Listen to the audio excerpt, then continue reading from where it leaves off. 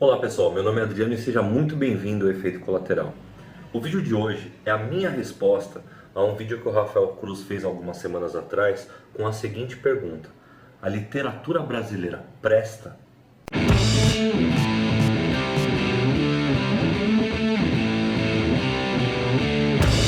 Nesse vídeo eu nem vou mencionar escritores que são hors concours, tipo Machado de Assis, Guimarães Rosa, Cecília Meirelles, Drummond, Clarice Lispector, Suassuna, entre tantos outros. Eu estou falando de bons escritores que não são tão aclamados como esses que eu mencionei. No vídeo do Rafael, ele foca em literatura fantástica e no final ele pede uma sugestão de livros brasileiros. Eu vou deixar para fazer essa sugestão no final, porque agora eu quero fazer um comparativo entre um best-seller de grande sucesso internacional e um livro brasileiro.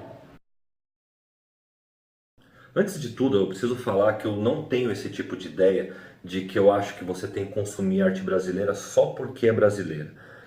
Eu digo para você consumir filmes, livros, séries brasileiras porque são boas e quando são boas. Eu tenho dois vídeos aqui no canal falando sobre livros. Um sobre o Pequeno Príncipe e o outro sobre as aventuras de Tom Sawyer. E eu li esses dois livros porque eles são excelentes e não porque eles são gringos. Da mesma forma, eu leio Turma da Mônica até hoje porque eu acho uma das histórias mais sensacionais que já foi escrita e não por ela ser brasileira.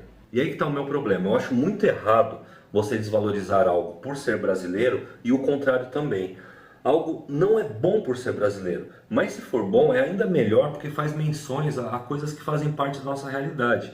Em contrapartida, você pode ter contato com novas culturas, lendo ou assistindo coisas de fora. Tudo bem dosado e bem medido, fica perfeito. Faz mais de 10 anos que eu li A Cabana e eu lembro que eu não curti muito esse livro não. Eu lembro que na época eu não achei o livro ruim de todo. Principalmente uma parte em que a personagem principal conversa com a Senhora Justiça. Pra mim valeu o livro.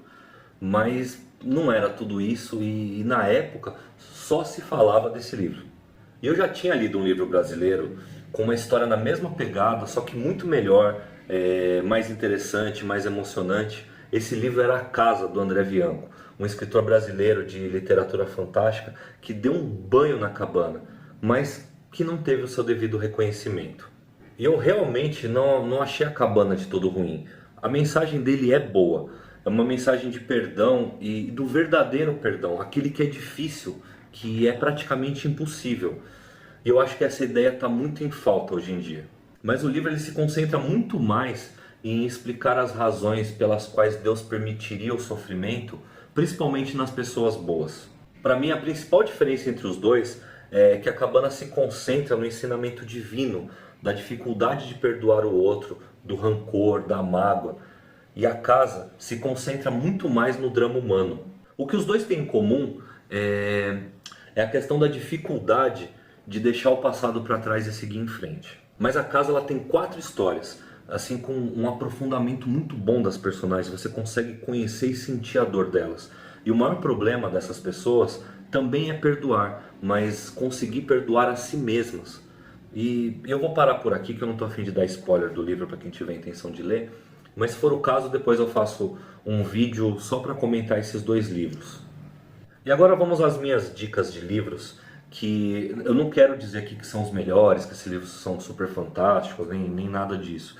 É uma lista de alguns livros que eu vou lembrando aqui enquanto eu estou fazendo esse roteiro, e com umas dicas de leituras, e seria legal também se o pessoal comentasse quem leu, quem gostou, quem não gostou, por quê e etc. Então, o primeiro livro que eu vou recomendar como indicação de literatura brasileira é A Própria Casa, que eu acabei de falar, do André Bianco. E para quem gosta de literatura fantástica, quem gosta de história de vampiro, quem gosta de história de anjo e demônio, de fantasmas e coisas do gênero, eu curto praticamente todos os livros do André Bianco. O Sementes no Gelo, O Senhor da Chuva, O Sete, O Sétimo, O Vampiro Rei. Todos são livros muito bons para quem gosta desse tipo de literatura.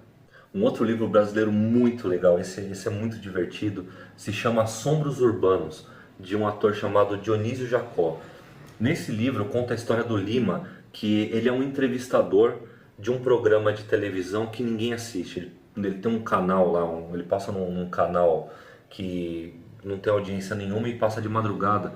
onde ele entrevista as pessoas mais improváveis que se possa imaginar. Então, mais uma sugestão de livro bacana. Um outro livro que eu achei muito interessante, mas eu tenho severas críticas contra ele, é o Rota 66, a história da polícia que mata. Eu gostei bastante do livro, tem uma série de dados ali que o Caco Barcelos levanta que são muito interessantes, mas tem algumas histórias ali que eu acho bastante inverossímeis.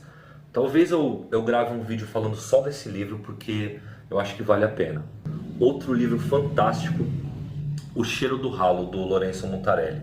Esse livro virou filme e eu adoro o filme também. Então eu acho que é um filme tão bom que quem não tiver a fim de ler, basta assistir o filme, que eu acho que a história é muito bem contada e de algumas formas ou em alguns momentos o livro acaba ficando melhor que o livro ainda.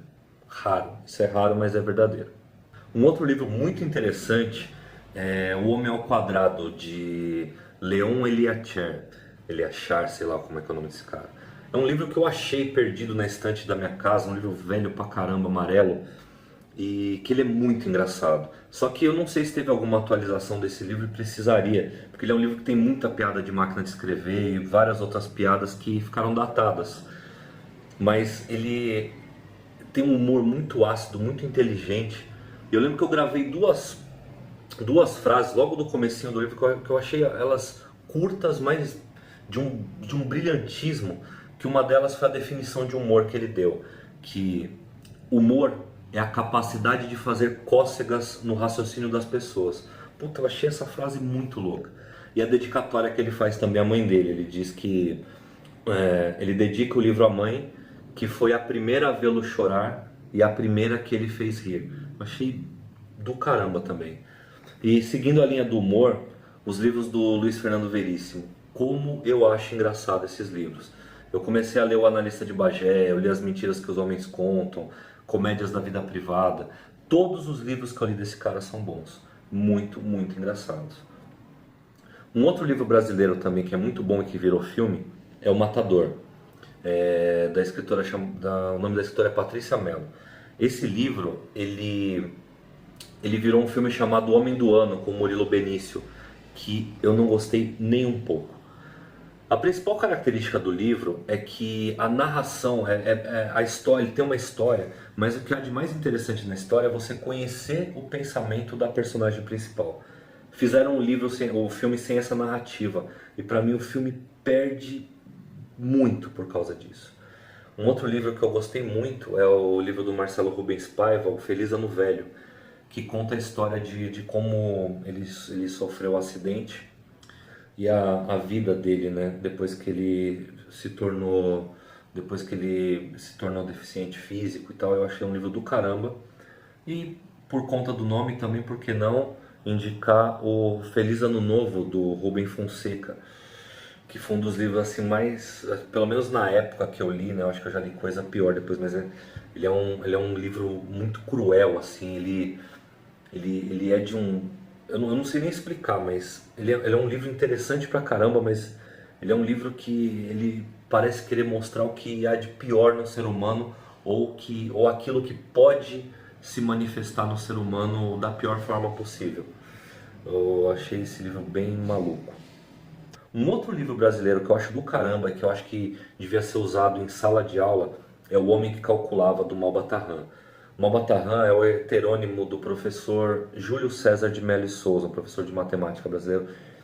Esse livro é aquele livro que ele tem que ser dado para quem fala que não gosta de matemática. O que ele faz ali com a matemática, as coisas que ele faz são sensacionais. Eu lembro até de uma muito legal. Joga aí numa calculadora aí o número 14, 28, 57. Multiplica ele por 2. Você vai ver que o número só vai inverter. Joga de novo, 14, 28, 57 por 3. Você vai ver que vai mudar dois números. E por qualquer número que você vai multiplicando, ele vai ser sempre 14, 28, 57. Menos quando ele é multiplicado por múltiplos de 7, que ele vira 999. E também quando ele é multiplicado por números grandes, ele continua sendo 14, 28, 57, só que, por exemplo, ele fica assim: 1, 13, 28, 57. O 1 mais 3 dá os 14. Mas é espetacular. A matemática daquele jeito ali dá gosto. Outro livro brasileiro muito legal, Conspirações, um livro do Edson Aran. Um livro super engraçado, onde ele fala trocentos tipos de conspiração, desde as conspirações envolvendo pactos demoníacos dos nazistas, aos nazistas terem contato com extraterrestres, o povo de Agartha, subterrâneos, reptilianos. Ele fala das conspirações do governo brasileiro, PC Farias, ET de Varginha.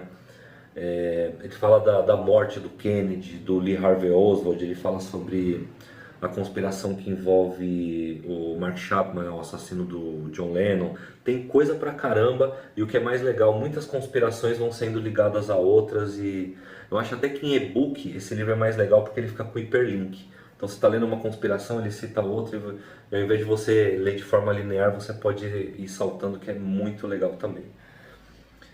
Dois livros de um escritor brasileiro amigo meu que eu acho que você só encontra em livrarias virtuais. O Deus Me Livre e o Sem Fogo no Inferno, do James Alves Moraes. Uma dessas histórias envolve justiceiros e a forma como eles vão se tornando heróis e vilões para a sociedade, e ele tenta explorar muito cada personagem também, tentando mostrar o melhor e o pior do ser humano. Muito legal. Os livros do Jô Soares. Caramba, um melhor que o outro. Eu só não li As Esganadas ainda.